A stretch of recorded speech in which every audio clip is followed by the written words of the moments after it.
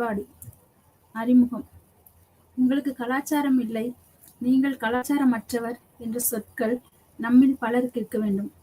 சாமானியர்களின் வார்த்தைகளில் கலாச்சாரம் சுத்திகரிக்கப்பட்ட நடத்தை மற்றும் ஒரு நல்ல நடத்தைக்கு காரணமாகும்.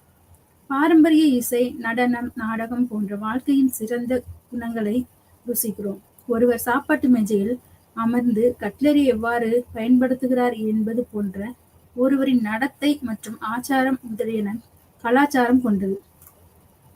இருப்பினும் மானுடவியல் அடிப்படையில் கலாச்சாரத்தின் பொருள் அனைத்து நடத்தைகளையும் உள்ளடக்கியது.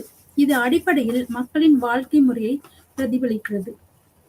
கலாச்சாரம் ஒவ்வொரு மனிதர்களுக்கும் தனித்தனியாக, ஒவ்வொரு குழுவினருக்கும் இது மாறுபடக்கூடிய ஒன்றாக உள்ளது. இது மக்களின் வாழ்க்கை முறையை பிரதிபலிக்குது. எந்த கலாச்சாரத்தை இவர்கள் பின்பற்றுகிறார்கள், எந்த மக்கள் இந்த கலாச்சாரத்தை பின்பற்றுகிறார்கள் என்பது போன்ற அவருடைய வாழ்க்கை முறையை பிரதிபலிக்கையில் அவர்களுடைய கலாச்சாரம் நமக்கு விளங்குகிறது. கலாச்சாரத்தில் மானுடவியல் பேச்சு வழக்கு நுண்ணிய சுத்திகரிப்புக்கு மட்டுமில்ல, ஒவ்வொரு சமூகமும் கொண்டிருக்கும் அன்றாட வாழ்க்கையின் ஒரு பகுதியாக கூறப்படுகிறது. கலாச்சாரம் மனிதர்களின் அன்றாட வாழ்க்கையில் ஒரு பகுதியாக இருக்கிறது. கல்ச்சர், எந்த கல்ச்சரை அவங்க பயன்படுத்த வழியாக வருகிறார்கள், அவர்கள் எந்த கலாச்சாரத்திற்கு சொந்தமானவர்கள் என்பது அவர்களுடைய நடைமுறை பழக்க வழக்கங்களில் அன்றாட வாழ்க்கையில் அது பிரதிபலிப்பதாக இருக்கிறது. கலாச்சாரம், பொருள் மற்றும் சிறப்பியல்புகள். இந்த கலாச்சாரத்தோட பொருள் என்னன்னா, கலாச்சாரம் என்று சொல்வது லத்தீன் வார்த்தையான கலாச்சாரா என்பதிலிருந்து உருவானது. இது வினை சொல்லின் வழித்தோன்றல் ஆகும். கோலோ அதாவது போக்கு, பயிரிடுதல் அல்லது மற்றவற்றில் உழுதல். டக்கர் 1931 சொல்லப்பட்டிருக்குது. கலாச்சாரம் என்பது மக்களின் வாழ்க்கை முறை, வாழ்க்கையோடு ஒன்றி போன ஒரு விஷயம் தான் இந்த கலாச்சாரம். கலாச்சாரம் மனிதர்களை விட்டு தனியாக இருப்பதில்லை. அது மனிதருடைய வாழ்க்கையோடு ஒன்றி உறவாடுகின்ற ஒரு செயல்பாடாக இருக்கிறது. கலாச்சாரம் அனைத்து மனித செயல்பாடுகளையும் உள்ளடக்கியது. எல்லா மனிதனுடைய செயல்பாடு எல்லாமே இந்த கலாச்சாரத்தின் அடிப்படையிலாக அவருடைய நடவடிக்கைகள், நடைமுறைகள், செயல்பாடுகள் எல்லாம் இருக்கின்றன. கலாச்சாரம் மனித சமுதாயத்திற்கு தனித்துவமானது. இந்த கலாச்சாரம் எப்படிப்பட்டதுன்னா, மனித சமுதாயத்திற்கு தனித்துவமானது. கலாச்சாரம் மனித சமுதாயத்திற்கே உரியது என்ற இந்த கூற்றை நாம் பலராலும் கண்டிருக்கிறோம். குரங்குகளால் நடத்தையை பிரதிபலிக்க முடியும். நீங்கள் ஒரு கல்லை எடுத்து குரங்கின் மீது எறிந்தால் குரங்கு உங்கள் நடத்தையை பிரதிபலிக்கும். நம்ம குரங்கு ஒரு பொருள் நம்ம வச்சிருக்கோம் அப்படின்னா, அதை எடுத்துக்கிட்டுனா அதை வாங்குறதுக்கு நம்ம சின்ன வயசுல கூட கதையில படிச்சிருக்கோம். அதை வாங்குறதுக்கு அது என்ன செய்ய நினைக்குதோ அதை நம்ம செய்யறோம். ஃபர்ஸ்ட் நம்ம செய்யும் போது அதை அது நம்முடைய செயலை அது பிரதிபலிக்கிறது. இப்ப அந்த தொப்பியை தூக்கி அதை வச்சுக்கிறோம். அதை எடுத்து போய் தலையில வச்சு போடும்போது அப்ப அதுவும் அது மாதிரி தலையில வச்சு அதை அப்படி தூக்கி போடும். இப்ப நம்ம என்ன செய்யறோமோ அந்த செயலை அது பிரதிபலிக்கிறதாக இருக்கிறது. அதன் தார்மீக பண்புல புரிந்து கொள்வது மற்றும் நடத்தி அறிந்தவுடன் அதை செயல் தவிர்ப்பது ஒரு கண்ணம். அது என்ன செயல் நம்ம எப்படி பார்க்கும்போது அது என்ன மனிதர்கள் என்ன செய்யறாங்களோ அதை அப்படியே பார்த்த மாதிரி செய்யக்கூடியது இந்த விலங்குகளுடைய கலாச்சாரமா இருக்கிறது. கல் எறியும் போது பயன்படுத்தப்படும் சக்தியின் அளவு யாருக்கும் கடுமையான காயம் ஏற்படாத வகையில் கல்லின் அளவு என்ன இருக்க வேண்டும், சரி மற்றும் தவறுகளுக்கு இடையிலான இந்த தீர்ப்புகள் குரங்குகள் புரிந்து கொள்ள முடியாது. இப்ப கல்லெடுத்து எறிகிறோம் அப்படின்னா, நம்ம கல்லெடுத்து போட்டோம்னா அது திரும்ப கல்லெடுத்து எறியும். ஆனா மனிதர்களுக்கு தான் அது தெரியும், இந்த கல்லோட அளவு, இந்த கல்லோட வேகம், அது போய் விழுந்தா அது எந்த அளவுக்கு ஒரு வலியை ஏற்படுத்தும் என்பது போன்றதான இந்த தார்மீக உணர்வுகள் எல்லாம் மனிதர்களால மட்டும்தான் புரிஞ்சுக்க முடியும். இந்த குரங்குகளால் அது புரிஞ்சுக்க முடியாது. இருப்பினும் ஒரு மனித குழந்தைக்கு நாம் கற்பித்தால், ஒரு குறிப்பிட்ட வழியில் செயல்பட்டால் குழந்தை நடத்தை கற்றுக்கொள்ளும். பின்னர் அவரால் செய்யவும் முடியும். இப்ப குழந்தை நம்ம செய்யறது எல்லாமே செய்யும். அதுவும் குழந்தை இந்த குரங்கு நம்ம செய்யற செய்யும். அதனுடைய விளைவோ அது பற்றியதான ஒரு சிந்தனையோ அதுக்கு இருக்காது. குழந்தைகள் நாம் கற்பிக்கும் பொழுது அதை கற்றுக்கொள்ளுது. குழந்தை நடத்தை கற்றுக்கொள்ளுது. பின்னால அதை அப்படி செய்யுது, எப்படி செய்யறோம்னு செய்யுது. ஆனா அதுக்கு பின்னால் ஒரு புரிதல் இருக்கும். அந்த நடத்தையை விட்டு கலாச்சார நடத்தையை கற்றுக்கொண்டால் அது கற்றுக்கொள்ள முடியாதாகவும் இருக்கலாம். இதுல விலங்குகள் வந்து அதை பார்த்த உடனே அதை செஞ்சிடும்.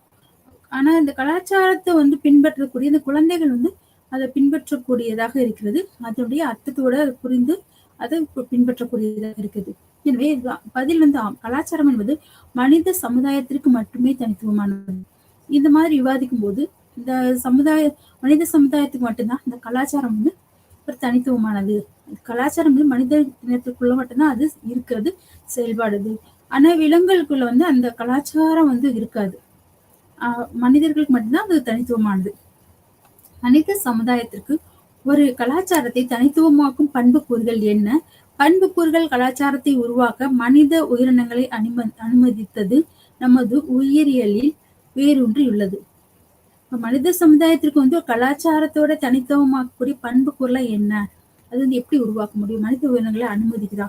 இது போன்றதான ஒரு உயிரியல்ல வந்து வேரூன்றி உள்ளது. பரிணாமம் எதிரெதிர் கட்டை விரல் நமது மண்டை ஓட்டின் திறனை அதிகரிக்கிறது.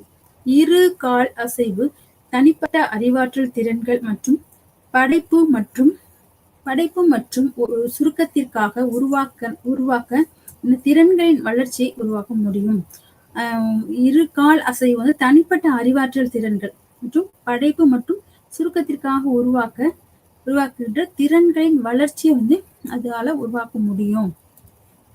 உணவை பெறுவதற்காக உயிரினங்கள் வேட்டையாடும் கருவியாக ஹேண்டாக்ஸ் மீட்கப்பட்டது. உலகெங்கிலும் உள்ள பல தளங்களிலிருந்து ஐரோப்பா மற்றும் ஆசியா ஆகியவை கட்டமைப்பில் மிகவும் ஒத்ததாக இருந்தன. இப்ப ஐரோப்பா, ஆசியால வந்து சில கட்டமைப்புகள் வந்து ஒன்னாதான் இருக்குது. பயன்பாட்டின் தன்மை இவ்வாறு மனிதர்களுக்கு வந்து ஒரே மாதிரியான திறன் உள்ளது என்பதை காட்டுகிறது. மனிதர்களை பொறுத்த வரைக்கும் அவங்க வெவ்வேறு இடத்துல இருந்தாலும், வெவ்வேறு இனங்கள்ல, நாடுகள்ல இருந்தாலுமே அவர்களுக்கு ஒரே மாதிரியான திறன் என்பது வந்து ஒன்றாகத்தான் இருக்கின்றது.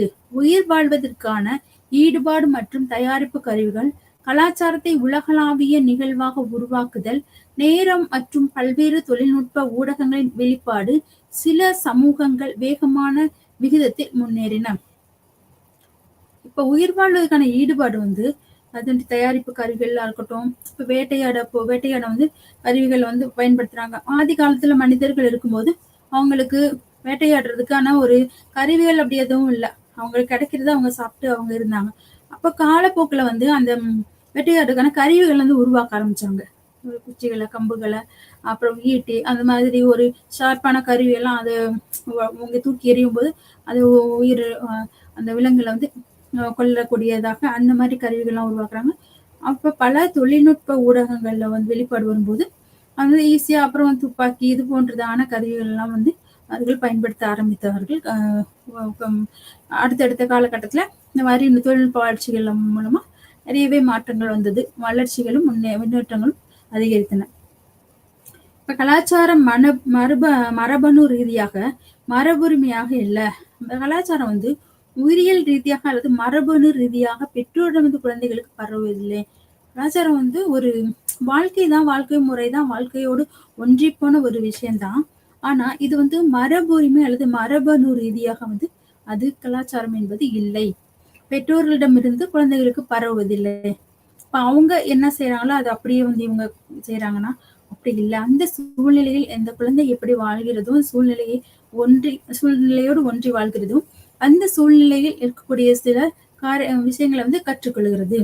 ஆனா மரபணு ரீதியா தான் இந்த குழந்தைக்கு இந்த பெற்றோருடைய அந்த கலாச்சார பாரம்பரியங்களும் குழந்தைகளுக்கு வருவதுன்னா அப்படி இல்லை. கலாச்சாரம் வந்து கற்றல் மற்றும் புரிதல் குறியீடுகள் மூலம் பெறப்படும் ஒரு செயல்முறை ஆகும். கலாச்சாரம் வந்து கற்றல்னாலையும் அது புரிதல் குறியீடுகள் மூலமும் பெறப்படும் ஒரு செயல்முறை தான் இந்த கலாச்சாரம் என்பது. ஒரு இந்திய வம்சாவளி குழந்தை ஜப்பானில் வளர்க்கப்பட்டால் இதை ஒரு உதாரணத்துடன் புரிந்து கொள்ள வேண்டும். எப்படின்னா, ஜப்பானிய தம்பதிகளா குழந்தை வந்து பேச கற்றுக்கொள்ளும் மொழியும் ஜப்பானிய கலாச்சாரம் பாரம்பரியத்தை கற்றுக்கொண்டு ஜப்பானியர்களின் ஒரு பகுதியாக இருப்பார்கள். இப்ப ஜப்பானிய தம்பதியரால் குழந்தைய வந்து பேச கற்றுக்கொள்ளுது. அந்த குழந்தை வந்து அவங்க கிட்ட இருக்குன்னா அந்த மொழியை கத்துக்கிறோம், அவங்க கலாச்சாரத்தை கத்துக்கிறோம். அவங்க என்ன செய்யறாங்களோ அதை பார்த்து அந்த குழந்தை அதை செய்யும். இப்ப இவங்க பெற்றோருடைய பாரம்பரியத்துல வந்து பாரம்பரியமா அவங்க செய்யற அந்த ஜீன் படி வந்து இங்க செய்யறதுக்கு எதுவும் இல்லை. இவர்களுடைய செயல்பாடுகள் அவர்கள் எப்படியெல்லாம் நடந்துக்கிறாங்களோ அதை உடைய இதுவும் அந்த எதை பேசுறாங்களோ அது இது பேசும், என்ன செய்யறாங்களோ அதை செய்யும். அவங்க எப்படி இருக்காங்களோ அவங்க மாதிரி அதோடைய பழக்க வழக்கங்கள் எல்லாமே வந்துடும். இருப்பினும் வந்து அதே குழந்தை இந்திய பெற்றோரால் இந்தியாவில் வளர்க்கப்பட்டால் குழந்தை வந்து இந்திய மொழி மற்றும் கலாச்சாரம் ஒன்றை கற்றுக்கொண்டிருக்கும். இப்ப குழந்தை வந்து ஒண்ணுதான்.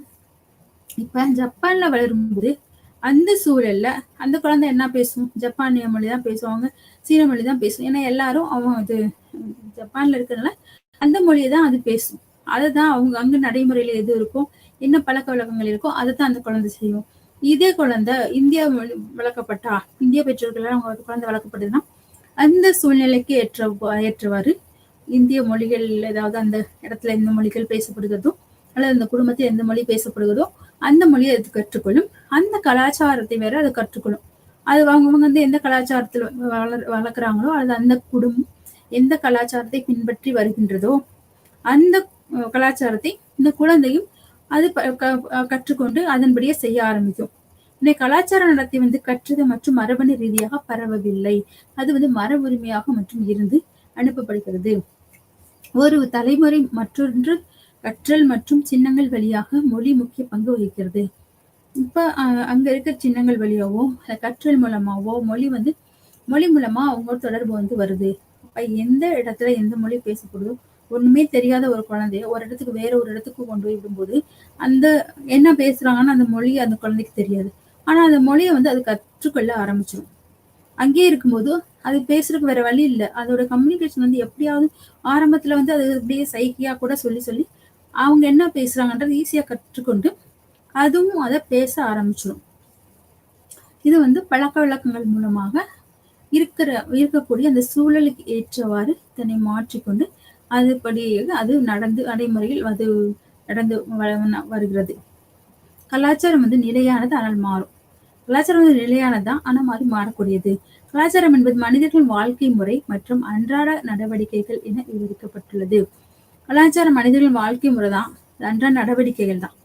கலாச்சாரத்தின் அடிப்படை வளங்கள் மாறாது. எடுத்துக்காட்டாக குடும்பம், திருமணம், மதம் போன்ற நிறுவனங்கள் அனைத்தும் சமூகத்தின் ஒரு பகுதியாகும். சமூகம் என்பது குடும்பம், அது திருமணம், மதம், இது போன்றதான ஒரு நிறுவன அமைப்புகள் எல்லாமே வந்து இந்த சமூகத்தின் ஒரு பகுதியாக தான் இருக்கின்றது. உடன் காலத்திற்கு நமது மதிப்புகள், நெறிகள், நம்பிக்கைகள் மற்றும் அறநெறிகள் அரிதாகவே மாறுகின்றன அல்லது மெதுவாக மாறுகின்றன. மதிப்புகள், நெறிகள், நம்பிக்கைகள் மற்றும் அறநெறிகள் இதெல்லாம் அரிதாகவே வந்து மாறுகின்றது. இது வந்து எல்லாத்துக்கும் ஒரே மாதிரி இருக்குமானா அது இருக்காது. அதுல வந்து நிறைய மாற்றங்கள் இருக்கு. இந்த கலாச்சார நடவடிக்கைகளை வந்து கலாச்சாரம் என்பது உண்மைதான், ஆனா ஒவ்வொருவரும் அந்த கலாச்சாரங்களை வந்து பின்பற்றும் முறைகளில் அந்த மாறுபாடுகள் ஏற்படுகின்றன. அது ஒரு மதிப்பும் சரி, அது நெறிமுறை, நம்பிக்கை, ஒரு கலாச்சாரத்தின் மீது ஒவ்வொருத்தருக்கு வந்து நம்பிக்கை வந்து அதிகமா இருக்கும், ஒருத்தர் சுத்தமாவே அதை நம்ப மாட்டாங்க. அப்ப அதுக்கென்று ஒரு மதிப்பு இருக்கும். பாரம்பரியங்களை வந்து பின்பற்றுவதில் சில மதிப்புகள் இருக்கும். அறநெறி கோட்பாடுகளும் அது போலவே அதையும் பின்பற்றுவதில் சிலருக்கு நம்பிக்கை உண்டு, அதை பின்பற்றவும் செய்வார்கள். ஆனா அதுல வந்து சிலர் வந்து அந்த நம்பிக்கைகள் மேல ஒரு முழுமையான நம்பிக்கை இருக்காது, ஏதோ கொஞ்சம் ஒரு நம்பிக்கை இருக்கும். அறநெறியும் பின்பற்றுவதிலையும் கொஞ்சமாக ஒரு பின்பற்றுவாங்க, கொஞ்சம் கொஞ்சமா சில இதுல மாறுதல் வந்து கொண்டேதான் இருக்கும். இதனால் வந்து கலாச்சாரம் நிலையானதாக இல்லாவிட்டாலும் நிலையானதாக ஆக்குகிறது. இருப்பினும் வளர்ப்பு, பரவல், இடம்பெயர்வு போன்ற நமது கலாச்சாரத்தில் மாற்றங்களை கொண்டு வரும் சக்திகளாக இருக்கிறது. அதாவது எடுத்துக்காட்டு வந்து பன்னாட்டு நிறுவனங்கள் இந்தியாவிற்கு வருவதால் இந்திய சமூக வேலை கலாச்சாரத்தில் ஒரு பெரிய மாற்றத்தை கண்டது. பல பன்னாட்டு நிறுவனங்கள் திறக்கப்பட்டன. அப்ப இதெல்லாம் வந்து எப்படின்னா, ஒரு கலாச்சாரம் என்பது இந்த ஒரு நாட்டிற்குரிய கலாச்சாரம் வந்து ஒவ்வொரு நாட்டிற்கும் ஒரு கலாச்சாரம் உண்டு. அப்ப வேற இந்த வர்த்தக ரீதியாகவோ அல்லது இடம்பெயர்வு மூலமாகவோ அது வளர்ப்பு, பரவல், இந்த மாதிரி இது சார்ந்த விஷயங்கள் எல்லாம் வந்து ஒரு நாட்டிலிருந்து இன்னொரு நாட்டிற்கு போகும் பொழுது அங்க இருவருக்கும் இடையில் உள்ள தொடர்பு வந்து இரு நாடுகளுக்கும் இடையிலான தொடர்பு வந்து அது வேலை காரணமாகவோ மற்ற எந்த காரணமாகவோ இரு நாட்டுக்கும் பன்னாட்டு நிறுவனங்கள் மூலமா வந்து தொடர்புகள் ஏற்படுது. இந்த பன்னாட்டு நிறுவனங்கள் இந்தியாவிற்கு வரும்போது இந்திய சமூகம் வேலை கலாச்சாரத்தில் ஒரு பெரிய மாற்றத்தை வந்து கண்டது. எப்படின்னா, இந்தியாவில் உள்ள கால் சென்டர்கள் வேலை நேரம் பெரும்பாலும் இரவு ஷிஃப்ட் ஆகும். இப்ப இங்க வந்து எல்லாம் எப்படின்னா, ஒரு காலையில போய் சாயங்காலம் வந்து அந்த மாதிரி தான் அவங்க வேலை பார்த்துட்டு இருந்தாங்க. இப்ப இந்திய அ இப்ப ஃபாரின்ல இருக்கிற அந்த அந்நிய நாடுகள்ல இருக்கக்கூடிய அந்த வேலை இப்ப கால் சென்டர் மற்ற இந்த ஐடி ஃபீல்ட்ல இருக்க எல்லாமே வந்து என்னன்னா, அந்த நாட்டினுடைய நேரங்கள் வேற. அப்ப அந்த நாட்டுல வந்து பகல்ல வேலை பார்க்குறாங்கன்னா, நமக்கு இங்க இரவு. அப்படின்னா, அங்க பகல்ல வேலை பார்க்குற அதே வேலையை நம்ம இங்க செய்யும்போது, நம்ம இரவுல தான் அத செய்ய வேண்டியதா இருக்கு. அது மாரி ஷிஃப்ட்டா ஒவ்வொரு வேலையும் பார்க்க ஆரம்பிச்சுட்டாங்க. பகல்ல தான் பார்த்துட்டு இருந்தாங்க. இப்ப வந்து டெக்னாலஜி வளர வளர அ கரண்ட் வந்துச்சு. அப்புறம் இதெல்லாம் வரும்போது, பகல்ல இருக்கக்கூடிய எல்லா தேவைகளுமே வந்து இரவுலாம் எல்லாமே கிடைக்குது. கரண்ட் இருக்கு, லைட் இருக்கு, வெளிச்சமா இருக்கு. அப்ப எல்லா வேலையுமே வந்து பகல்ல செய்ற வேலைய இரவுலயும் செய்யக்கூடிய ஒரு சூழ்நிலை இங்க வந்துருச்சு. அதுபோல கால் சென்டர்லாம் எல்லாமே வந்து நைட்ல நெறைய வேலை பார்க்க ஆரம்பிக்கிறாங்க. ஷிஃப்ட் வேலை, ஐடி ஃபீல்ட்ல இருக்க எல்லாருமே வந்து இந்த நைட்ல வேலை பார்க்க ஆரம்பிக்கிறாங்க. அப்ப குடும்பம் வந்து பொதுவா அந்த மாரி வேலை பார்க்கும்போது, அதுல வந்து அந்த வெளிநாடுகளில் உள்ள அந்த கலாச்சாரம் நம்ம இந்திய நாட்டுக்குள்ளேயும் வந்துருச்சு. அதுபோல இந்த குடும்பம் வந்து பொதுவா வந்து ஷாப்பிங் மாலுக்கு செல்லும்போது ஒரு குடும்ப நேரம் அழைக்கப்படுகிறது. இப்ப எப்படின்னா, நம்ம பொதுவா ஒரு வார இறுதியில வந்து குடும்பமா சேர்ந்து ஒரு ஷாப்பிங் மாலுக்கு போவாங்க. அங்க போய் சாப்பிடுவாங்க. இப்படிதான் இருந்தது. அப்ப அங்க அது இது வந்து ஒரு விடுமுறை நாட்கள்ல நம்ம இந்தியால என்ன பண்ணுவோம், வார நாட்கள் எல்லாம் வேலை செய்வாங்க. அப்ப அந்த இறுதி அந்த ஒரு நாள் வந்து விடுமுறையாக இருக்கும்பொழுது, அந்த ஒரு நாள் வந்து குடும்பமா சேர்ந்து அமர்ந்து அம் சமைத்த உணவு. குடும்பத்துல அவங்க சமைச்ச உணவு வந்து எல்லாம் சேர்ந்து பகிர்ந்து சாப்பிடுறது ஒரு பழக்கமா இருந்தது. அதுவே வந்து பழக்கமாவே வந்துட்டு இருந்தது. சில ஆண்டுகளுக்கு முன்பு வரை இந்த வார இறுதி நாட்கள் வந்து குடும்ப நேரம், ஒரு குடும்ப நேரம் ஒரு வீடாக இருந்தது. அப்ப சமைத்த உணவு அங்கும் முழு குடும்பமும் டைனிங் டேபிளை சுற்றி கூடி பகிர்ந்து கொண்டனர். ஆனா, இதுவே வந்து இப்ப வந்து என்னாச்சுன்னா, எல்லாம் சேர்ந்து அந்த வார இறுதி நாள்ல வெளியில போக ஆரம்பிச்சுட்டாங்க. வெளியில ஷாப்பிங் மாலுக்கு போறாங்க. அங்கேயே போய் சாப்பிடுறாங்க. அங்கேயே ஃபுல்லா ஷாப்பிங்ல ஜன்னல் ஷாப்பிங், விளையாட்டு பகுதியில் செல்றது, அதிக நேரம் செலவிடுறது, மால்களில் உணவகங்களில் ரேஞ்சில் படம் பார்த்து சாப்பிடுவது. இப்படி எல்லாமே வந்து அ கலாச்சார ரீதியா வெளிநாடுகளில் இந்த கலாச்சாரம் வந்து நம்ம நாடுகள்ல உள்ள ஊடுருவிருந்து பரவி, இப்ப அதுவே வந்து எல்லாருக்குமே பழக்கமா மாறிருச்சு. அவங்க இப்ப இறுதி நாள் வார இறுதி நாள் எல்லாமே வெளியில போறது, ஷாப்பிங் போறது, அங்கே விளையாடுறது, அங்க சாப்பிடுறது, அங்க நேரத்தை செலவிடுவது என்பதாக இந்த ரேஞ்ச்ல படம் பார்க்கறது. இது எல்லாமே அப்படி மாறிடுச்சு. இப்ப பேச்சுலர் பார்ட்டியும், இளங்கலை பார்ட்டியும் வந்து இந்திய திருமணத்தில் ஒரு அங்கமாகவே ஆகிவிட்டது. அப்ப இதெல்லாம் முன்னாடிலாம் இல்ல. இந்த மாரி கலாச்சாரங்கள் வந்து வெளிநாடுகளிலிருந்து நம்ம நாட்டிற்கு வந்துவிட்டது. வரையறைகள் கல்ச்சர். சர் எட்வர்ட் பர்னட் டெய்லரின் கலாச்சாரம் அவர் 1871 வெளியிடப்பட்ட தனது ஆதிகால கலாச்சாரங்கள் புத்தகத்தில் கொடுத்தார். சமூக மானுடவியலின் தந்தையாக டெய்லர் ஆக்ஸ்போர்ட் பல்கலைக்கழகத்தில் சமூக மானுடவியலில் முதல் பேராசிரியராக இருந்தார். அவர் முக்கிய பங்களிப்பு சமூகங்கள் மற்றும் கலாச்சாரத்தின் பரிணாம வளர்ச்சி கருத்தை நோக்கி இருந்தது. அப்ப இந்த டெய்லர் வந்து பன்னாடு மற்றும் அல்லது பண்பாடு அல்லது நாகரீகம், அதுதான் அறிவு, நம்பிக்கை, கலைகள், ஒழுக்கம், சட்டம், பழக்கவழக்கங்கள் மற்றும் உள்ளடக்கிய சிக்கலான முழுமை சமூகத்தின் உறுப்பினராக மனிதனால் பெறப்பட்ட மற்ற திறன்கள். டெய்லர் 1871 மறுபதிப்பு 1951 இந்த மாதிரி குறிப்பிடுறாங்க. இந்த வரையறையில் வந்து கலாச்சாரத்தின் சில முக்கிய அம்சங்கள் வந்து ஒண்ணு வந்து சிக்கலான முழுமை, 2 வந்து பெறப்பட்ட திறன்கள் மற்றும் 3வது சமூகத்தின் உறுப்பினராக இருத்தல். இது எல்லாமே வந்து இந்த வரையறைக்குள் அடக்கமாயிருக்கிறது. உறுதியான அம்சங்கள் என்பது என்னன்னா, நம்ம கண்களால பார்க்கக்கூடியவை ஆடை முறை, உணவு பழக்கவழக்கம், திருமணம், பிறப்பு மற்றும் இறப்பு சடங்குகள் கவனிக்கத்தக்கவை. கலாச்சாரம் என்பது மனித நடத்தையின் கற்றறிந்த அம்சமாகும். கலாச்சாரம் ஒரு உறுப்பினராக கற்றுக்கொள்ளப்படுகிறது. அதாவது உறுதியான அம்சங்கள் என்பது நம் கண்களால் பார்க்கக்கூடியது. அதாவது ஆடை முறை. ஆடை முறை என்பது இப்ப நம்ம நாட்டுக்கும் இப்ப ஆடை முறைகளை பார்க்கும்போதே நமக்கு என்ன தெரியும், இவங்க வந்து இந்திய நாட்டை சேர்ந்தவங்க, இவங்க அமெரிக்காவை சேர்ந்தவங்க, இவங்க ஆப்பிரிக்காவை சேர்ந்தவங்க, இவங்க சைனாவை சேர்ந்தவங்க. இந்த மாதிரி ஆடைகள் பழக்க வழக்கங்கள் பார்க்கும்போது நமக்கே வந்து தெரிஞ்சிரும். அது மாதிரி உணவு பழக்கவழக்கங்கள். இப்ப நம்ம நாடு, நம்ம தமிழ்நாடா இருக்கணும் எல்லாமே அரிசி உணவுகள், சிறுதானியங்கள், அரிசி உணவு நம்ம சாப்பிடுறோம். இதே வந்து வட இந்திய பகுதியிலோ அல்லது வட இந்திய பகுதிகள்ல வந்து அதிகமா வந்து கோதுமை உணவுகள் சாப்பிடுறாங்க. வெளிநாடுகள்ல வந்து வெவ்வேறு உணவு வகைகள் வந்து பிரதான உணவாக இருக்கிறது. அதுபோல பிறப்பு, திருமணம், மற்ற சடங்கு, இறப்பு சடங்கு இது எல்லாமே வந்து நாட்டுக்கு நாடு வேறுபடுது. மதங்களுக்கு மதம், சமயங்கள், குழுக்கள், சமூகங்களுக்கு தகுந்த மாதிரி பிறப்பு, இறப்பு, திருமணம், இறப்பு சடங்கு எல்லாமே வந்து நிறைய மாற்றங்கள் இருக்கிறது. கலாச்சாரம் என்பது மனித நடத்தையின் கற்றறிந்த அம்சமாக இருக்கிறது. அது வந்து கற்றுக்கொள்றாங்க. கலாச்சாரத்தை வந்து ஒவ்வொருத்தரும் ஒரு ஒரு ஒரு இடத்துல இருந்து அந்த கலாச்சாரங்களை வந்து இவர்கள் கற்றுக்கொள்கிறார்கள். கலாச்சாரம் வந்து ஒரு உறுப்பினராக கற்றுக்கொள்ளப்படுகிறது.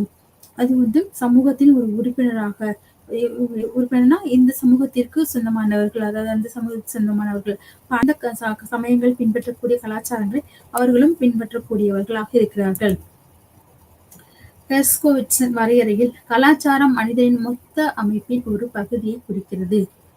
இதில் மனித உற்பத்தியின் பொருள் இருப்பு, பொருட்கள், நுட்பங்கள், சமூக நோக்குநிலைகள், பார்வை புள்ளிகள் மற்றும் உடனடியாக நிபந்தனைக்குட்படுத்தப்பட்ட முடிவு காரணிகள், அடிப்படை நடத்தை அல்லது எளிமையானது இது போன்ற எல்லாமே ஒரு மனிதனின் மொத்த அமைப்பின் ஒரு பகுதியாக இந்த கலாச்சாரம் இருக்கிறது.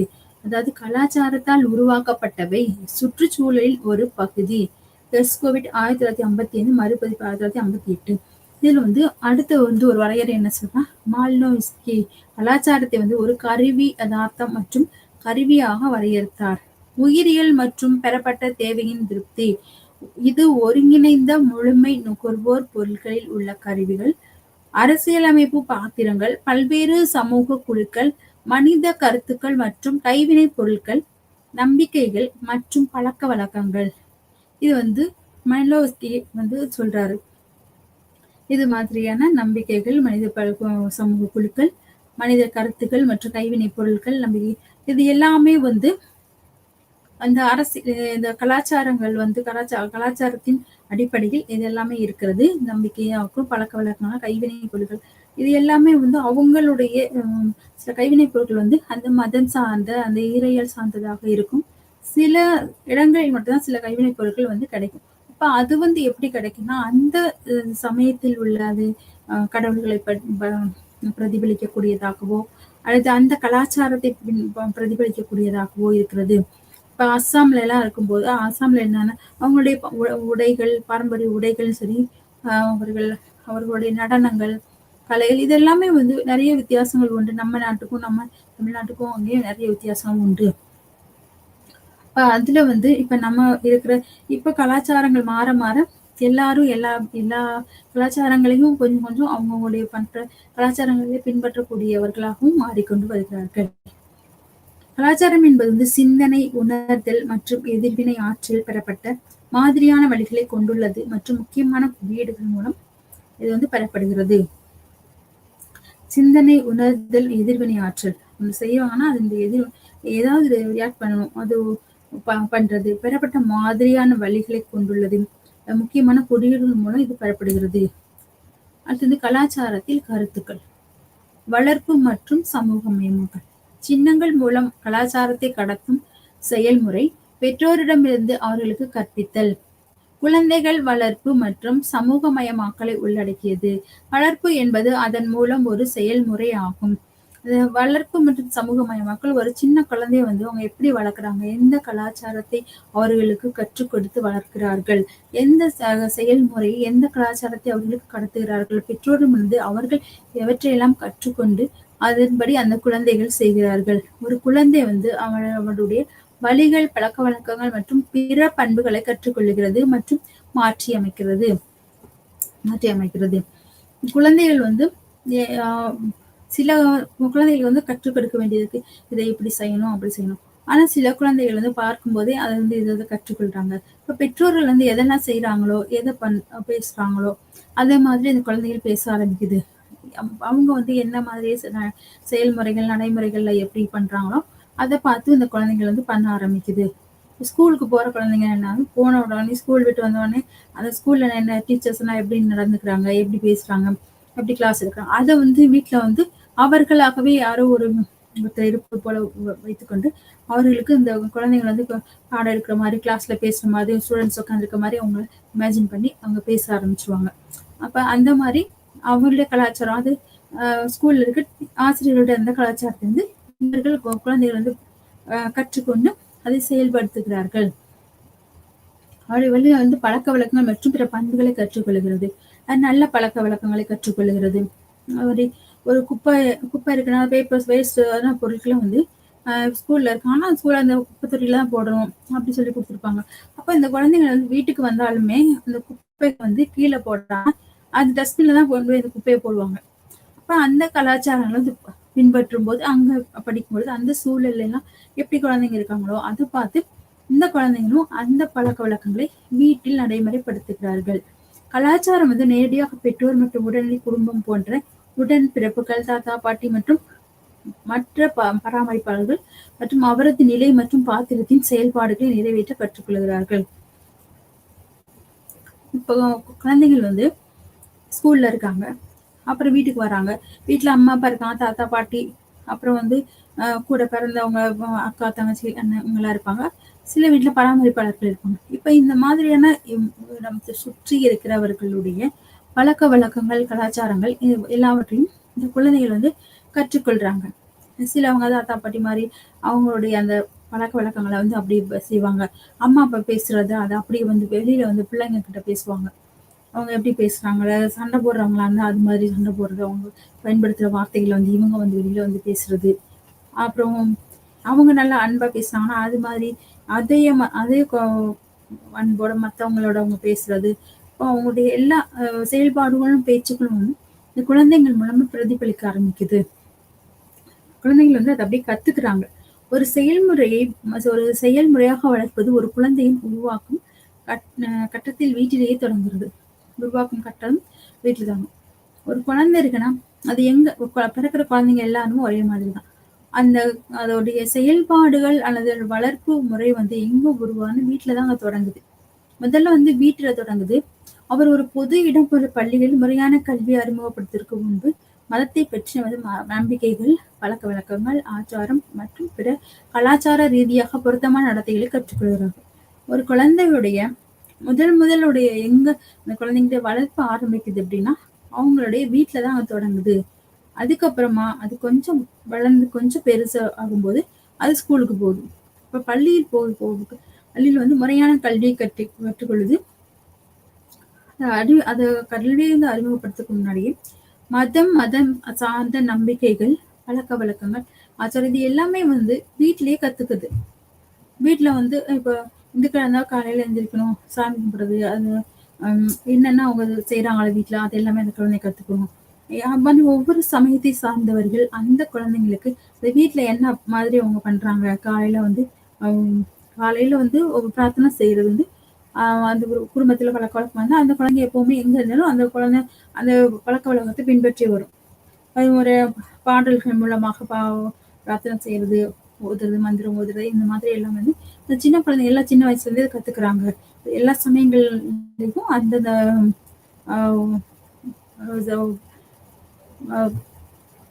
பாரம்பரியங்களை வந்து அது கத்துக்கிறது. இப்ப மந்திரங்கள் சொல்றதா இருக்கும், பாடல்கள் மூலமாகவும் அல்லது ஏதாவது உச்சரிக்கக்கூடிய வார்த்தைகள் மூலமா இந்த மாதிரி சில விஷயங்களை வந்து அது வேற மொழியாக இருந்தாலும் கூட அந்த குழந்தைகள் வந்து கற்றுக்கொள்கிறது. மந்திரங்கள் சொல்றதுக்கு வந்து இப்ப தமிழ் பேசுறவங்க சான்ஸ்கிரிட்ல தான் மந்திரங்களா இருக்குன்னா அது சொல்றதுக்கு அந்த குழந்தைங்க கத்துக்கிறாங்க. இப்படி எல்லாமே வந்து குழந்தைகள் அந்த வீட்டிலேயே இருந்து கத்துக்கிறாங்க. அப்புறம் வந்து மத நம்பிக்கை நம்ம நம்பிக்கைகள் வந்து பழக்க வழக்கங்கள் அவங்க பெற்றோர்கள் வந்து எதை சொல்லி கொடுக்குறாங்களோ அதுதான் அந்த குழந்தைங்க நம்பி அதை அப்படியே என்ன சொன்னாலும் சரின்னு கேட்டு அதை நம்பி அதே பழக்கத்துல வருது. காலப்போக்குல வந்து அவர்கள் வளர வளர அவர்கள் வந்து சிந்திக்க ஆரம்பிக்க, பகுத்தறிவு வர, அவர்கள் யோசிக்கும் போது சில நம்பிக்கைகளை வந்து நம்ப மாட்டாங்க, பழக்க வழக்கங்களை வந்து அவங்க பின்பற்ற மாட்டாங்க. இதெல்லாம் அவங்க சரியில்லை. அப்போ வந்து ஒரு புதிய ஒரு நோக்கம், புதிய ஒரு பார்வை, புதிய ஒரு சிந்தனை வந்து அவங்களுக்குள்ள வரும்போது அந்த பாரம்பரியமான சில விஷயங்களை விட்டு அவங்க வந்து ஒரு சமூகத்தோடு இணைந்து சமூக ரீதியாக பொதுமக்கள் எல்லாம் எந்த விஷயத்த வந்து ஏத்துக்கிறாங்களோ அதை வந்து இந்த குழந்தைங்க ஏத்துக்கு. அவங்க குடும்பத்துக்கு என்ற ஒரு பாரம்பரியம் இருந்தாலும் அதை விட்டுட்டு பொதுவாக இப்ப குழந்தைங்க எல்லாம் படிக்கிறாங்க அப்படின்னா ஒவ்வொரு குழந்தையும் ஒவ்வொரு மதத்தை சார்ந்த, ஒவ்வொரு ஜாதியை சார்ந்த, ஒவ்வொரு இனத்தை சார்ந்தவர்களா இருப்பாங்க. நான் ஒட்டுமொத்தமா ஒரு குழந்தை ஸ்கூலுக்கு வருதுன்னா, மொத்தமா அவங்க பார்க்கும்போது சில பண்பு சில ம் அ வாழ்க்கை முறை, நடைமுறை, செயல்பாடுகள், நம்பிக்கைகள், பழக்கவழக்கங்கள் எல்லாமே வந்து ஒரு பொதுவான ஒரு பழக்கவழக்கத்திற்குள் வந்து விடுவார்கள். அது மாரி ஆச்சாரம், கலாச்சார ரீதியா வந்து அவங்க சில குழந்தைங்கள்ட்ட இருந்து அவங்களுடைய கலாச்சாரத்தையும் இந்த குழந்தைங்க கத்துக்குவாங்க. இப்போ குழந்தைகள்ல நெறைய மாற்றங்கள், கலாச்சார ஊடுருவல்கள், பழக்கவழக்கங்கள் எல்லாமே வந்து நிறையவே மாறி, புதிய விஷயங்கள வந்து அவங்க ஏத்துக்கிறாங்க. இவங்க கிட்ட இருந்து வேற விஷயங்கள் வந்து மற்றவங்களுக்கும் போறதுக்கும் வாய்ப்பு இருக்குது. இப்போ வந்து ஒரு எல்லாம் சேர்ந்து ஒரு சமூகமயமாக்கல் ஒரு சூழலை உருவாக்குகிறது. கலாச்சார பண்புகள், கலாச்சார வளாகங்கள் மற்றும் கலாச்சார பகுதிகள்.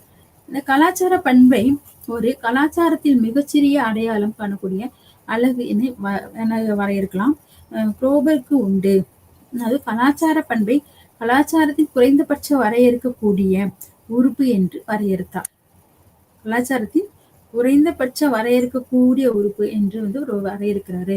உதாரணத்திற்கு ஹெட்கோவிட்ஸ் 1949 மனிதனும் அவனுடைய படைப்புகளும் ஒரு நாற்காலியின் உதாரணத்தை கொடுத்தார். இப்ப இவர் வந்து ஹெட்கோவிட்ஸ் 1949 மனிதனும் அவனுடைய படைப்புகளும் ஒரு நாற்காலியின் உதாரணத்தை கொடுத்தார். இப்ப ஒரு நாற்காலி ஒரு நபரின் நிலையை குறிக்க பயன்படும் நாற்காலி வகை சமூகத்தில் நிலை மற்றும் பங்கு பற்றிய படிநிலை மற்றும் வேறுபாடுகள் பற்றிய கருத்துகளுக்கு தொடர்புடையதாக இருக்கலாம். இப்ப ஒரு நாற்காலி என்பது அது எதை குறிக்கிறது? அது வந்துட்டு பயன்பாடு என்ன? ஒரே நாற்காலி தான். ஆனா அது எந்த இடத்துல பயன்படுத்தப்படுதோ அதற்கேற்ற அதற்கு ஒரு விசேஷ தன்மை உண்டு. இப்ப டைனிங் டேபிளா இருக்கு, அங்க ஒரு நாற்காலி இருக்குன்னா அது ஒரு இடம் இருக்கு. இப்ப இதுவே ஒரு கோர்ட்டு, ஒரு ஜட்ஜ் உட்காரக்கூடிய நாற்காலியா இருக்கட்டும், ஒரு கலெக்டர் உட்காரக்கூடிய நாற்காலியா இருக்கட்டும். அப்ப இப்ப சாதாரணமா வீட்டுல ஒரு முன்னாடி ஒரு நாற்காலி போட்டிருக்காங்க அப்படின்னா அந்த இடம். இப்போ ஒரு பொதுவான இடங்கள்ல ஒரு பஸ் ஸ்டாண்ட்ல இப்படி இடத்துல எல்லாம் வந்து ஸ்டோன் பெஞ்ச் போட்டிருப்பாங்க. இப்ப நாற்காலியில கூட போட்டிருப்பாங்க. அப்ப ஒவ்வொரு இருக்கிற இடத்துக்கு தகுந்த மாதிரி அந்த நாற்காலியினுடைய நிலை வந்து ஒரு வகை வந்து மாறுது. சமூகத்தினுடைய நிலையும் அந்த பங்கும் வந்து படிநிலையும் வேறுபாடும் மாறிக்கிட்டே தான் இருக்கு.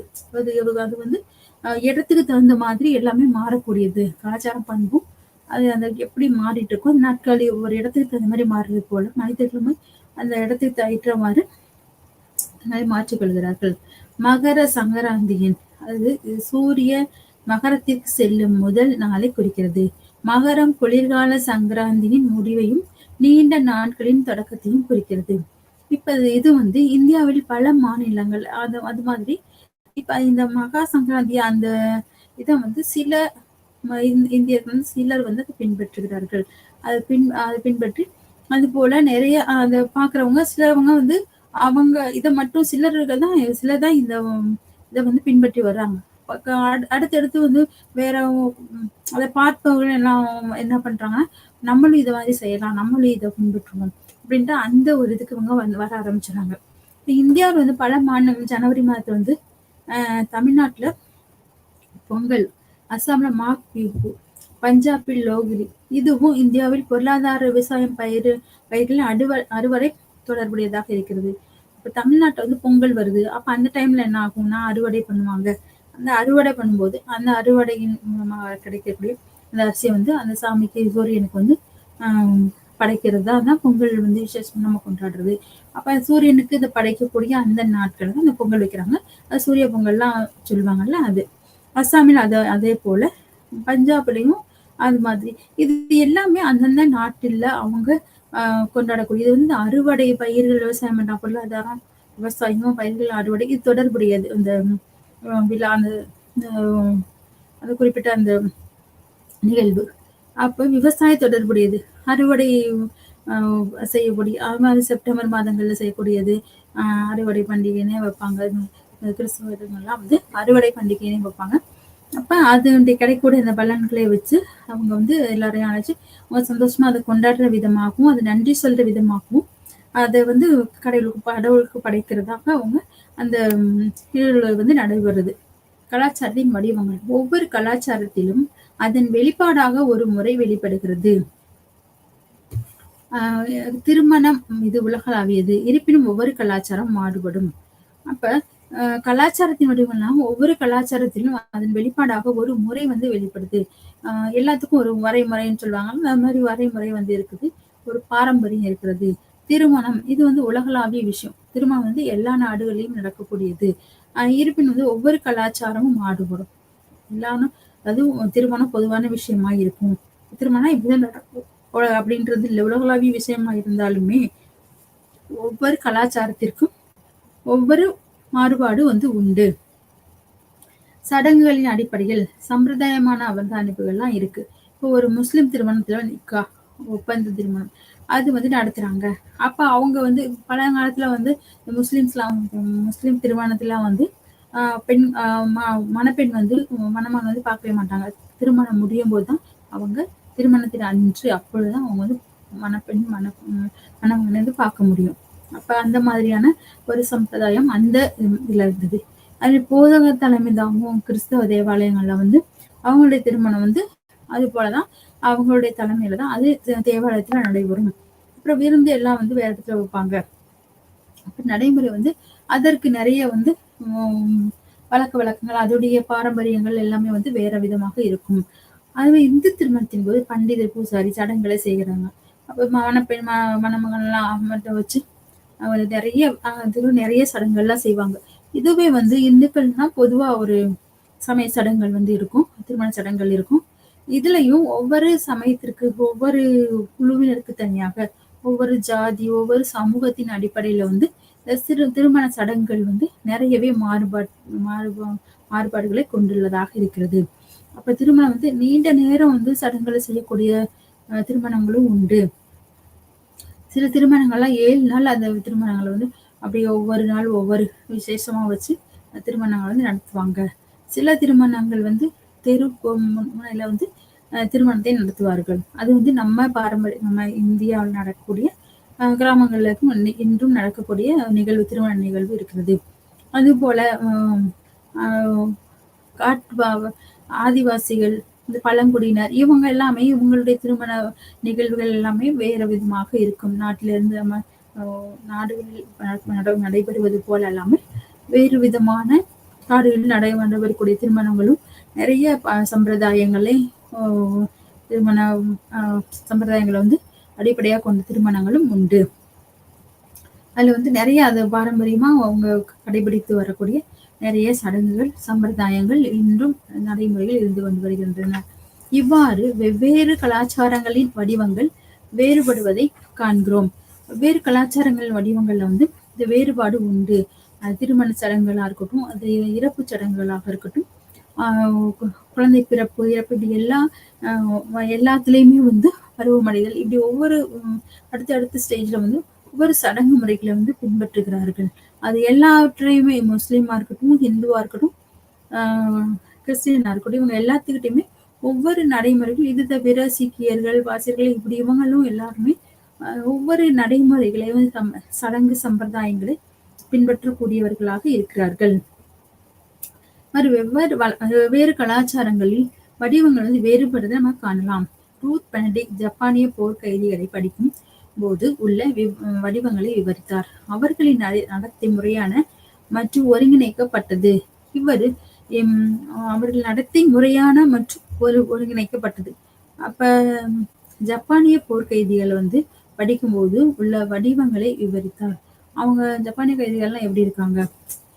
அவங்க அவங்க அவங்க கலாச்சாரம் வேற, நம்ம அடுத்து வேற நாடுகளில் உள்ள கலாச்சாரங்கள் வேற, அவங்க நடத்தை முறைகள் வந்து எல்லாமே ஒருங்கிணைக்கப்பட்டதான் இருந்திருக்கு. இவ்வாறு கலாச்சாரம் வந்து ஒருங்கிணைக்கப்பட்ட அமைப்புகள் பழக்கவழக்கம் மற்றும் நம்பிக்கைகளின் தொகுப்பாக குறிப்பிடப்படுகின்றன.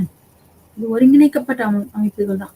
ஆனா எல்லா கலாச்சாரங்களும் வந்து ஒரு பொதுவான ஒரு நடைமுறை கருத்துக்கள் வந்து இருக்கும். ஆனா நிறைய ஒரு ஒரு ஒற்றுமையில வந்து நிறைய வேற்றுமைகள் வந்து காணப்படும். நிறைய வந்து வளர வளர அதனுடைய மாற்றங்களும் வளர்ச்சிகளும் சிலது வந்து வீழ்ச்சி போக்கும் கலாச்சாரத்தின் வீழ்ச்சிகளும் காணப்படுகின்றன. மெக்கானிசம் ஆஃப் கல்ச்சர் மாற்றம் பரவல். இதுல வந்து பரவல்னு பார்க்கிறோம். பரவல்னா என்னன்னா அடிப்படையில் பிற கலாச்சாரங்களில் இருந்து கடன் வாங்குவதாகும். 2 கலாச்சாரங்கள் வரும்போது ஒருவருக்கு ஒருவர் தொடர்பு கொள்வது தகவல், யோசனைகள், தயாரிப்புகள் போன்றவற்றின் மாற்றத்திற்கு வழிவகுக்கிறது. இப்ப கலாச்சாரம் வந்து எங்க இருந்து வருது? ஒருத்தரோட ஒருத்தர் வந்து தொடர்பு கொள்ளும் பொழுது, அது வந்து அந்த தகவல் வந்து தகவல், யோசனைகள், தயாரிப்புகள் போன்றவற்றின் பரிமாற்றத்துக்கு வழிவகுக்கிறது. இப்ப ஒரு நாடு இருக்கு, இன்னொரு நாடு இருக்கு. அப்ப அந்த நாட்டோடு இந்த நாடு ஒரு பொருளாதார தொடர்பு, ஒரு வாணிப தொடர்பு அம் வைக்கும் பொழுதோ, அல்லது இடம்பெயர்றது, இங்க இருந்து அங்க போறதோ, அது படிப்பு ரீதியாகவோ, அல்லது வேலை காரணமாகவோ, ஒரு நாட்டிலிருந்து இன்னொரு நாட்டுக்கு போறது. அப்ப இவர்களுடைய தயாரிப்புகளை அவர்கள் வாங்குவது, அல்லது அவருடைய யோசனைகளை அவர்களுடைய தகவல்களை அங்க பரிமாறுவது, இது போன்ற கலாச்சாரம், இது போன்ற மாற்றங்கள் வந்து 2 கலாச்சாரம் வந்து ஒன்றுக்கொன்று அங்க இருக்கிற கலாச்சாரம் இங்கேயும், இங்க இருக்கிற கலாச்சாரம் அங்கேயும் மாறக்கூடிய ஒரு சூழ்நிலை வருது. ஒரு கலாச்சாரத்தில் பரவல் வந்து நேரடியாகவோ அல்லது மறைமுகமாகவோ அல்லது கட்டாயமாகவோ இருக்கலாம். இந்த பரவல் வந்து இன்னும் சிலது வந்து நேரடியாக பரவல் இருக்கும், சிலது மறைமுகமாக இருக்கும், சிலது வந்து கட்டாயமா கட்டாயம் வந்து கலாச்சாரம் மாறிதான் ஆகுன்றது கட்டாயமும் இருக்கு. இப்ப நேரடி பரவல் வந்து வர்த்தகம், திருமணம் மற்றும் போர்கள் வழியாக 2 கலாச்சாரங்களுக்கு இடையான தொடர்பின் விளைவாக இணக்கமாக பண்புகளை பரிமாறிக்கொண்டால் அது நேரடி பரவல் எனப்படும். இப்ப நேரடி பரவல் வந்து வர்த்தகம், திருமணம். வர்த்தகம் பண்றாங்கன்னா ஒருத்தருடைய இந்த வர்த்தகம் ரீதியாக ஒருவருக்கு ஒருவர் ஒரு தொடர்பு வச்சுக்கிறாங்க. அது போல திருமணங்கள் இந்த நாட்டுல இருந்து அந்த நாட்டுல பெண்களுக்கு வந்து திருமணம் செய்கிறாங்க. அதுலயும் வந்து ஒரு கலாச்சாரத்தை இவங்க கலாச்சாரத்திலேயோ அல்லது அவங்க கலாச்சாரத்தையும் அவர்கள் ஏற்றுக்கொள்கிறார்கள். உங்க கலாச்சாரம் இருக்கா, பொண்ணு உங்களுக்கு வேணும், அது பையன் எங்களுக்கு வேணும், அப்ப இந்த கலாச்சாரம் இப்படி பண்ணுவோமா, திருமணம் அப்படி பண்ணுவோமா அப்படிலாம் இருக்கு. அப்ப ஏதோ ஒரு வகையில அவங்க ஒருவருடைய கலாச்சாரத்தை மற்றொருவர் ஏற்றுக்கொள்ளக்கூடிய சூழ்நிலை உண்டு. அப்புறம் வந்து போர்கள் வழியாக 2 கலாச்சாரத்தை தொடர்பினை இருக்கு. இப்ப போர் வழியா சிலர் வந்து போர் புரிஞ்சு அவங்கள வந்து இங்க நம்ம நாட்டிற்கு கொண்டு வராங்க. அப்படி வரும்பொழுது அவங்க கலாச்சாரம் இங்க வருது. இப்ப இப்ப இந்த இதுல எல்லாம் ஸ்ரீலங்கால இருந்து முன்னாடியெல்லாம் அந்த பிரச்சனை வந்தப்போ ஸ்ரீலங்கால நிறைய பேர் இங்க வந்திருக்காங்க. வந்துட்டாங்கன்னா அப்ப அங்க அவங்களுடைய உணவு முறையா இருக்கட்டும், பழக்க வழக்கம் இதெல்லாமே வந்து நிறைய நம்ம நாட்டுக்கும் அதுக்கும் வந்து நிறைய மாற்றங்கள் இருந்தது. அப்ப அவங்களுடைய உணவு முறை, உடை, அவங்களுடைய பேச்சுவார்த்தை, மொழியுடைய அமைப்பு இது எல்லாமே வந்து வேற மாதிரி இருந்துச்சு. அப்ப இங்க வரும்போது இங்க இருக்கவங்க கூட அவங்களோட கலந்து திருமணத்திலே கலந்துக்கிட்டாங்க, திருமணத்தோட இணைந்துட்டாங்க. அது போல அவங்களோட பேச்சுவார்த்தைகளையும் இவங்க பேச ஆரம்பிச்சிட்டாங்க, பழக ஆரம்பிச்சிட்டாங்க. அவங்களோட உடைகளை கூட இவங்க அதே மாதிரி இவங்க உடைகள் அணிய ஆரம்பிச்சாங்க. அப்ப இங்க வந்தவங்க சிலர் என்ன ஆச்சுன்னா, நம்ம தமிழ்நாட்டுல இருக்கக்கூடிய உடைகள், உணவு, பழக்க வழக்கங்கள் எல்லாமே வந்து அவங்க மாறிக்கிட்டாங்க. இப்ப வந்து அந்த மாதிரியான ஒரு மாற்றங்கள், பரவல் வந்து எல்லாம் இருந்தது உண்டு. பொருட்களும் பண்புகளும் ஒன்றிலிருந்து கடந்து செல்லும் போது மறைமுக பரவல் ஏற்படுகிறது. சில பண்புகள் சரி, பொருட்கள் சரி வந்து கடந்து போகும்போது மறைமுக பரவல் ஏற்படுகிறது. சில கலாச்சாரங்கள், பண்புகள் வந்து மறைமுகமாகவும் அவங்க ஒரு நாட்டிலிருந்து இன்னொரு நாட்டிற்கு அவர்களே அறியாம சில விஷயங்களை அவங்க பண்ண ஆரம்பிச்சுட்டாங்க. அது வந்து பழக்க வழக்கங்கள் ஒரு விஷயத்தை வந்து திரும்ப திரும்ப செய்யும்போது அதுவே அவங்களுக்கு பழகி போயிடும். பிடிக்குதோ பிடிக்கலையோ அந்த விஷயத்த வந்து அவங்க செய்யும்போது ஒரு குறிப்பிட்ட நாள்ல செய்யும்போது அந்த பழக்கமே அதுவே வழக்கமான ஒரு பழக்கம் வந்து மாறிடுது.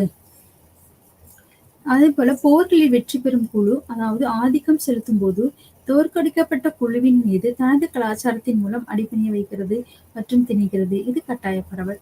அதாவது சில கலாச்சாரங்கள் வந்து நமக்கு சில கலாச்சாரங்களை பிடிக்கும். அப்ப அந்த கலாச்சாரத்தை நம்ம பின்பற்றுவதற்கு தயாரா இருப்போம். இப்ப பொதுவா பார்க்கும்போது நம்ம நாட்டுல இருக்கிறவங்க வந்து மேலை நாட்டு கலாச்சாரத்தை பின்பற்றுவதில் அதிக நாட்டம் கொண்டவர்களாக இருக்கிறார்கள். அதுவும் நிறையவே மாறி போச்சு. ஆனா மேலை நாடுகள்ல இருக்கவங்க தமிழர் பாரம்பரியம், தமிழர் கலாச்சாரம் அப்படின்னு அவங்க எல்லாம் வந்து நம்மளுடைய கலாச்சாரத்திற்கு ஒரு மதிப்பளித்து அதை பின்பற்றுவதற்கு அவர்கள் தயாராக இருக்கிறார்கள். நிறையவே மாறி இருக்காங்க. இப்ப ஃபாரினர்ஸ் எல்லாம் வந்து நம்ம இங்க படிக்கிறாங்க, வேலை பார்க்கறாங்க, அப்படி அல்லது வந்து சுற்றுலா இதுக்காக வராங்க. அப்படி வரும்போது பார்த்தா அவங்க வந்து நம்ம நாட்டு உடைகள் அணிகிறாங்க. பெண்கள் வந்து சேலையெல்லாம் கட்டி அந்த மாதிரி எல்லாம் இருக்காங்க. அப்ப அவங்களுக்கு வந்து நம்ம கலாச்சாரம் பிடிக்குது.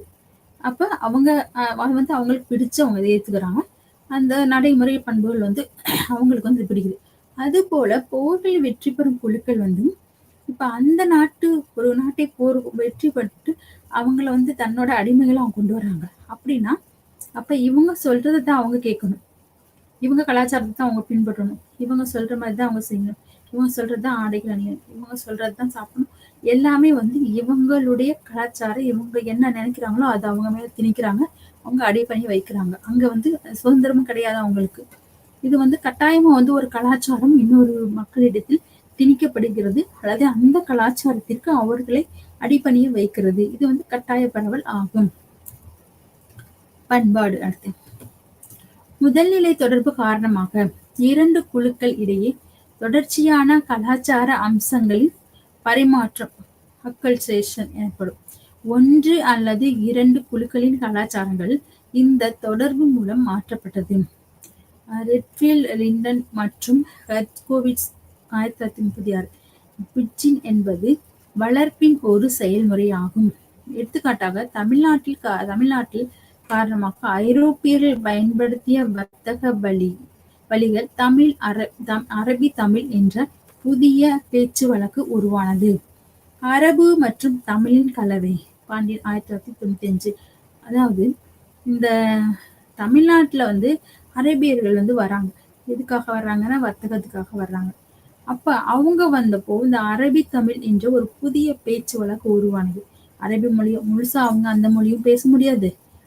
முழுசா வந்து தமிழும் அவங்க பேச முடியாது. அப்ப அந்த மொழியும் இந்த மொழியும் கலந்து கலந்து பேசி அவர்களுக்கு அந்த எப்படியாவது அந்த விஷயத்த வந்து அவங்க புரிஞ்சுக்கணும் அப்படின்றதுனால அவங்களுக்கு தெரிஞ்ச அளவுக்கு இந்த மொழியோட கலந்து கலந்து பேச ஆரம்பிக்கிறாங்க.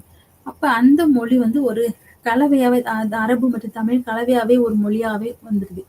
அது போல நாகமிஸும் ஒரு மொழி. இது வந்து நாகா மற்றும் அசாமிய வார்த்தைகள் கலவையாகும். அப்ப அதுவும் அது போல 2 மொழிகளுடைய கலவை. அது வந்து ஒரு புது மொழி மாதிரி ஒரு உருவாக்கம் பெற்றது. இப்ப ஆங்கிலோ இந்தியன் சொல்றாங்கல்ல அது மாதிரி. அப்ப கலாச்சார வாழ்க்கையின் மற்ற அம்சங்களில் அத்தகைய வளர்ப்பு நடைபெறலாம். உதாரணமாக கிறிஸ்தவத்தின் செல்வாக்கு திருமண விழாக்கள் அடிப்படையில் பார்க்கும்போது நாகாலாந்து பல திருமண தேவாலயத்தில் மணமகள் ஆடையை அணிந்திருப்பதை விட பாரம்பரிய திருமண சடங்குகள் அவர்களின் பாரம்பரிய நாகா உடைகள் இன்னும் சிலவற்றை அணிகின்றன.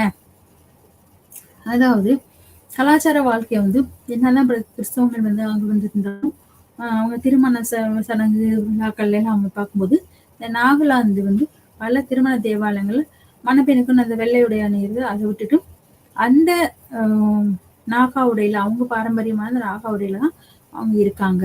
அப்போ வந்து அந்த பண்பாடும் கலாச்சாரமும் அவங்களுடைய நாட்டின்படி அது வந்து அப்படியேதான் இருக்கு. பண்பாடு என்பது அவங்க பின்பற்றக்கூடியது. அதை வந்து வேற ஒரு இதுலயுமே எல்லாத்துலயுமே அந்த கலாச்சாரத்தை பிரதிபலிக்கக்கூடியதாக வாழ்க்கை மற்ற அம்சங்களா இருந்தாலும் அதை வளர்ப்பு வந்து கலாச்சாரத்தில் நடைபெறதான் செய்யுது. கலாச்சாரம் வந்து இருக்கதான் செய்யுது. அது எல்லாத்துலயுமே அந்த கலாச்சாரம் வந்து பிரதிபலிக்கக்கூடியதாக இருக்கிறது. ஒருங்கிணைப்பு என்பது வந்து ஒரு நபர் அல்லது ஒரு குழுவின் பெரும்பகுதியை உள்வாங்கும் செயல்முறை ஆகும். பழக்க வழக்கங்கள் மற்றும் வழிகள் மற்றும் ஏற்கனவே இருக்கும் குழுவை ஒத்திருக்க தொடங்குகிறது. ஒருங்கிணைப்பு என்பது வந்து ஒரு முக்கியமானது. ஏன்னா ஒருங்கிணைப்பு வந்து பயங்கரமான ஒரு விஷயம். ஏன்னா எல்லாரும் வந்து ஒரு விஷயத்துக்கு வந்து ஒத்து போக மாட்டாங்க. ஒரே ஃபேமிலியில இருப்பாங்க, ஒரே இதுல இருப்பாங்க. ஆனா அந்த கருத்துக்கள் வந்து ஒத்து போறதே இல்லை. ஒவ்வொருத்தருக்கும் ஒரு கருத்து இருக்கும், ஒவ்வொருத்தருக்கும் என்ன இருக்கும், ஒவ்வொருத்தர் செயல்பாடுகள் இருக்கும், ஒவ்வொருத்தருக்கும் வெறுப்பு வந்து வேறையா இருக்கும். ஒருங்கிணைப்புன்ற வார்த்தை அதை வந்து ஒருங்கிணைக்கிறாங்க அப்படின்னா ஒன்றா இருக்குது, அது பெரிய விஷயமா இருக்கு. பழக்க வழக்கங்கள் மற்றும் வழிகள் மற்றும் ஏற்கனவே இருக்கும் குழுவை ஒத்திருக்க தொடங்குகிறது. அஸ்ஸாமின் பிராமணர்களின் வழக்கை கருத்தில் கொள்ள வேண்டும். அவர்கள் முதலில் வந்து கனௌஜி இருந்து குடியேறினர். அஸ்ஸாமின் பிராமணர்கள் வந்து அஸ்ஸாமி மொழி மற்றும் அவர்களின் வாழ்க்கை சுழற்சி சடங்குகளில் பேசுகிறார்கள். திருமணம் அஸ்ஸாமிய பழக்க வழக்கங்களையும் உடைகளையும் பின்பற்றுகிறது. அவர்கள் அசைவம் மற்றும் பெரும்பாலும் மீன் சாப்பிடுகிறார்கள். அதே சமயம் இந்தியாவில் பிற பகுதிகளில் பிராமணர்கள் சைவ உணவு உண்பவர்கள். இப்ப பிராமணர்கள் வந்து பொதுவா எடுத்துக்கிட்டோம்னா அவங்க வந்து சைவ உணவு தான் சாப்பிடுவாங்க. அவங்க வந்து அசைவம் வந்து எப்பவுமே சாப்பிட மாட்டாங்க. அவங்க வந்து சில பாரம்பரியங்களை வந்து பிராமணர்கள் அப்படி கை கொண்டு வந்து வருவாங்க. அதுல வந்து இப்ப அஸ்ஸாம்ல போயிருக்காங்க அப்படின்னா அஸ்ஸாம்ல இருக்க பிராமணர்கள் வந்து அங்க மீன் சாப்பாடு தான் சாப்பிடுறாங்க. அது போல வாழ்க்கை திருமணம் வந்து அசாமிய பழக்கவங்க உடைகள்லாம் வந்து அங்க என்ன அங்க வந்து என்ன உடைகள் எல்லாம் அவங்க பயன்படுத்துகிறார்களோ அதே உடைய தான் இவங்களும் பயன்படுத்துறாங்க.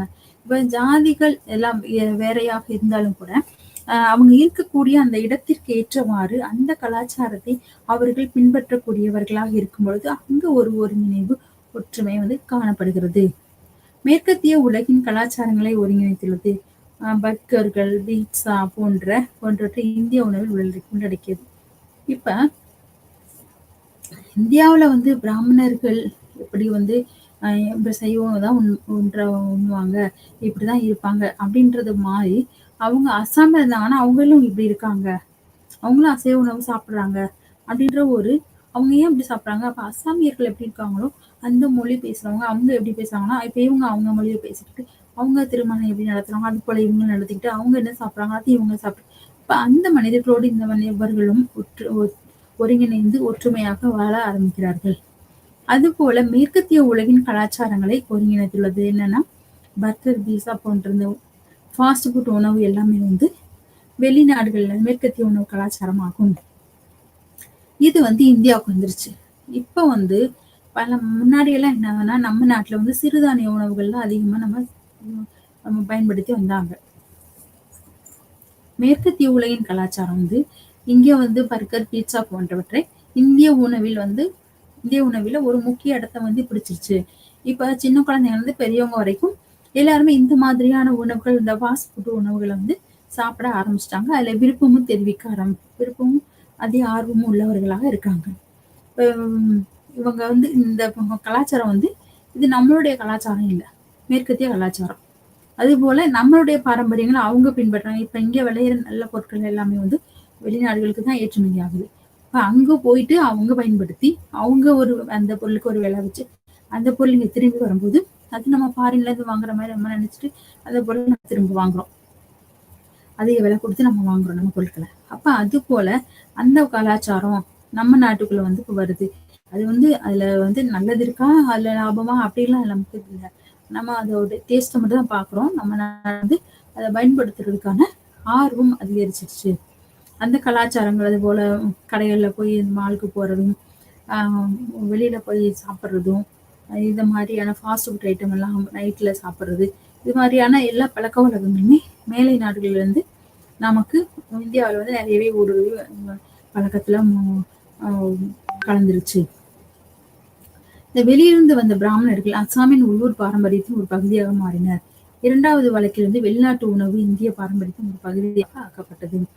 இப்ப வெளியிருந்து வந்த பிராமணருக்கு வந்து அஸ்ஸாம் வரும்போது அந்த அஸ்ஸாம்ல என்ன பாரம்பரியம் வந்து பின்பற்றப்படுகிறதோ அந்த பாரம்பரியத்தை பின்பற்றக்கூடியவர்களாக இவங்க மாறிட்டாங்க.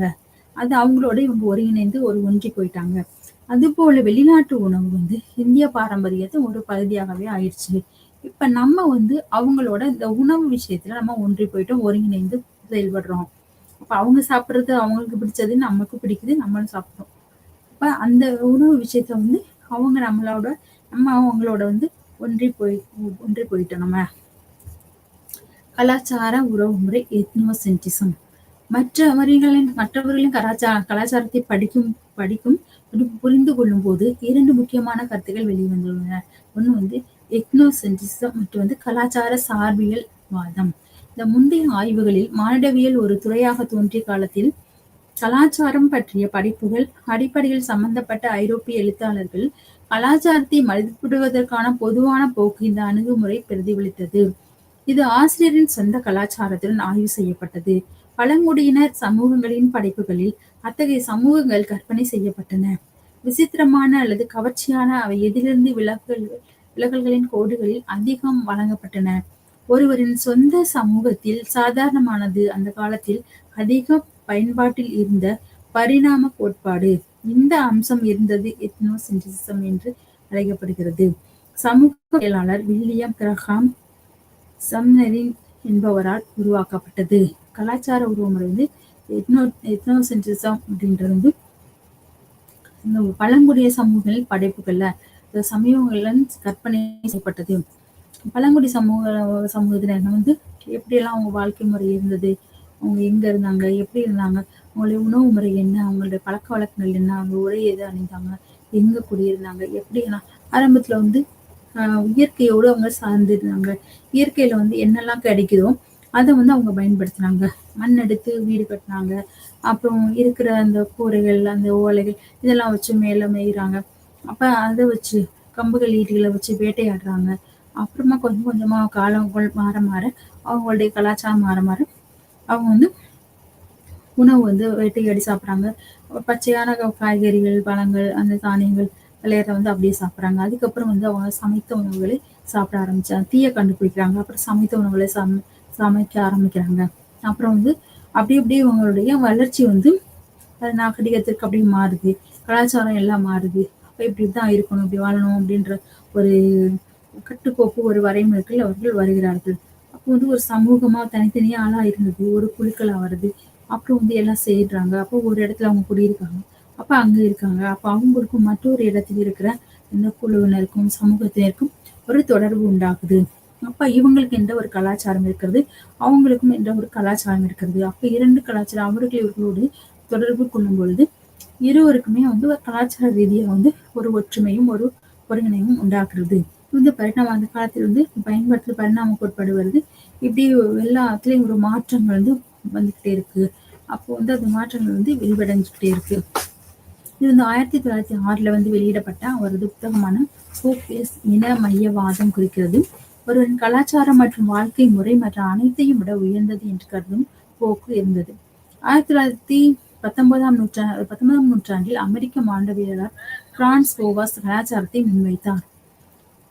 ஒரு குறிப்பிட்ட நபரின் நடத்தையை ஆய்வு செய்யும் சார்பியல் அல்லது கலாச்சார நிர்ணய அணுகுமுறை அவர்கள் சொந்த கலாச்சாரத்தின் கண்ணோட்டத்தில் குழு குறிப்பிட்ட ஒன்றை பார்க்க வேண்டும் என்ற எண்ணம் இருந்தது.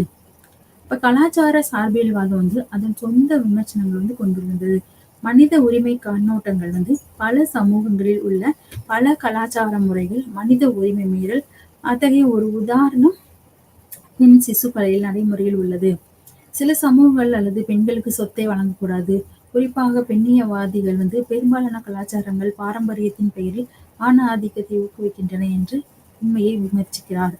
19ஆம் நூற்றாண்டுல அமெரிக்க மாண்டவியலாளர் பிரான்ஸ் போவாஸ் வந்து கலாச்சாரத்தை முன்வைக்கிறார். என்ன கலாச்சாரம் வந்து அது ஒரு பொதுவான கலாச்சாரத்தை வைக்கிறாரு. ஒருத்தரை வந்து ஒருத்தர் அடிமையாக்க கூடாது. எல்லாத்துக்கும் வந்து ஒரு சம உரிமை கொடுக்கணும். ஒரு குறிப்பிட்ட நபர் நடத்தையை வந்து ஆய்வு செய்யும் போது சார்பியல் அல்லது கலாச்சார நிர்ணய அணுகுமுறை சொந்த கலாச்சாரத்தின் கண்ணோட்டத்துல ஒரு குழு குறிப்பிட்ட ஒன்றை பார்க்க வேண்டும். அது என்ற எண்ணம் வந்து இருந்தது. கலாச்சார சார்பியல்வாதம் வந்து அதன் சொந்த விமர்சனங்களை கொண்டுதான் இருக்குது. மனித உரிமை கண்ணோட்டத்துல பல சமூகங்கள்ல உள்ள பல கலாச்சார நடைமுறைகள் வந்து மனித உரிமை மீறல் அத்தகைய ஒரு உதாரணம்.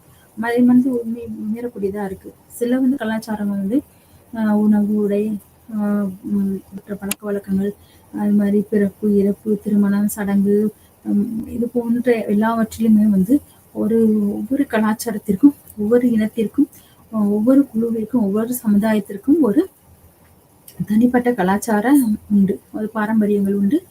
மரபுகள், கோட்பாடுகள்லாம் தனித்தனியாக உண்டு. அப்ப இது வந்து இந்த சமுதாயத்துல வந்து ஒவ்வொரு சமுதாயமும் தான் அவர்கள் கொண்டிருந்த அந்த கலாச்சாரம் வந்து மற்றவர்களை ஈர்க்கக்கூடியதாகவும் இருந்தது.